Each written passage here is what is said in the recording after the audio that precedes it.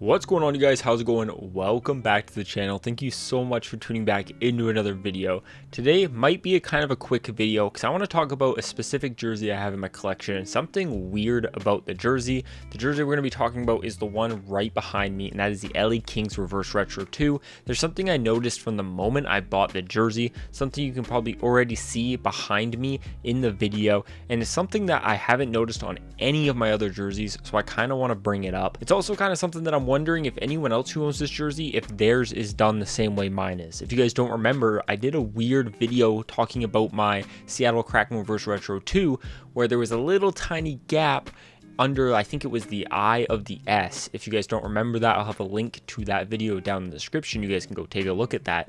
But it was also something weird with my jersey, and I have another Reverse Retro 2 that has something that could be weird. I mean, even if they didn't intend for this, it's still weird. Before we get into it though, as always, if you guys are new to the channel, it would mean a lot if you guys subscribed and liked the video if you guys enjoyed, as well as go over and check out my Instagram. I'm posting a lot of awesome hockey content over there. I've kind of moved on from jersey concepts, and I'm just posting cool hockey graphics over there, some of which I probably will turn into videos for this channel. So you guys will see kind of duplicate content a little bit. But with that said, let's get into it. So every single jersey obviously is stitched. That's how Adidas rolls, all right? They stitch their jerseys together. I mean, come on. But the thing is, Adidas always matches the jersey color with the stitching that they use, and they match the stitching with the jersey color. It always is super seamless. Let me show you a great example. So it's going to be really hard to tell because it's just impossible to tell. But you got the stitching there between the shoulder and the arm. You cannot tell that there's even stitching done to this jersey just simply because it's the same color as the arm and the shoulder. It's the same color as the jersey.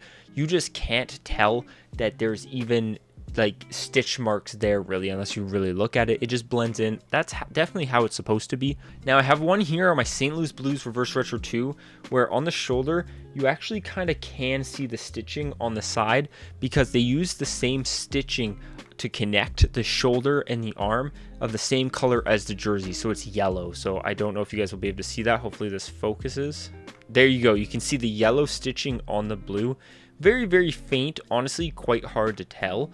But that's just kind of a prime example of a little bit of stitching kind of when it comes to the shoulders being different colors where it overlaps.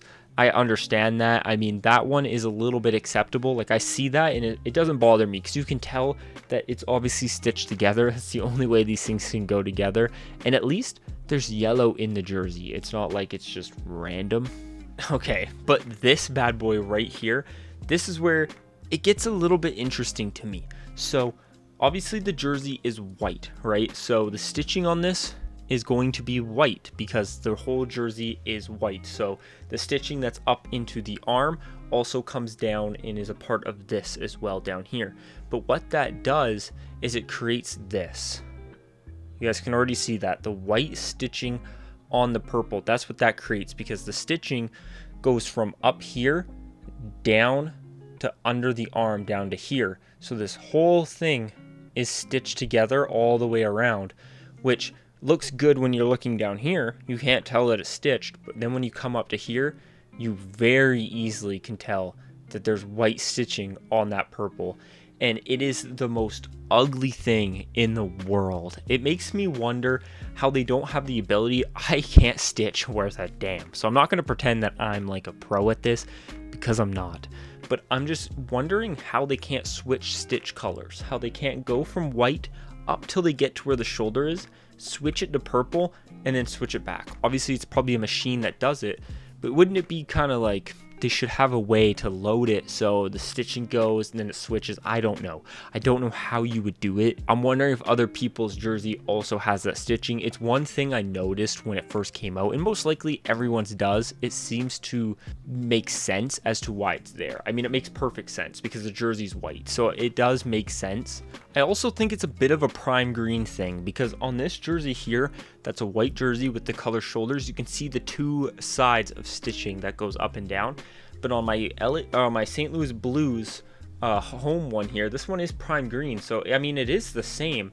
It's just you can't see stitching done in the shoulder. Like if you look at it here, there's no stitch marks up into the blue, only stitching on the white, which is interesting. Same with up here. Up here, they have it blue going up right here, but and then the rest of the jersey is white. So they did find a way to switch the stitching color on this jersey from the shoulder down to here. So everything I talked about was saying they can't do it, or maybe they can't. Clearly they can, because this jersey is a prime example of them switching that stitching color while it still runs through to the torso. So with that information that I literally just discovered, it makes that LA Kings one a little bit more interesting on why they didn't do that switch when it comes to the shoulder. Maybe it was made differently than the St. Louis Blues one. I genuinely have no idea, but I am wondering, are any of your guys's, if you guys have that Kings Reverse Retro 2 jersey, does it also have that stitching? Let me know. I'd love to hear, because I'm genuinely curious.